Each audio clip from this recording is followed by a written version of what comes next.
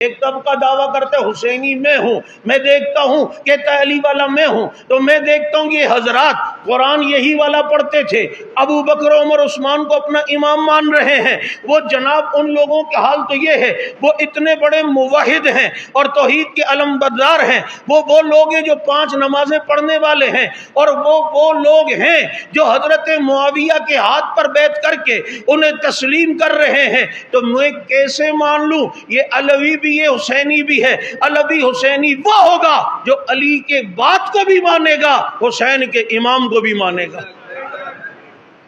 اصل تو محبت یہ ہے نا، دعوے سے صرف کچھ نہیں، عمل کتنا ہے۔ اور پھر ایک بیٹے کو ترجیح دوسرے کو نہیں۔ بھائی یہودی کہنے لگے اسحاق کی اولاد میں کیوں نہیں آیا آخری نبی اسماعیل کی اولاد میں؟ بھائی دونوں ہی ابراہیم کے بیٹے ہیں بھائی،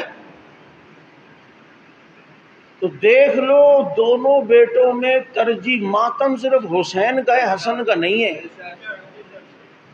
زیادہ بڑھایا جا رہا ہے حسین کو، حسن کو بولو نہیں ہے۔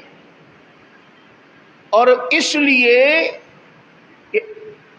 جلاء العیون میں حضرت حسن کو انہوں نے گمراہ کرنے والا امام لکھا ہے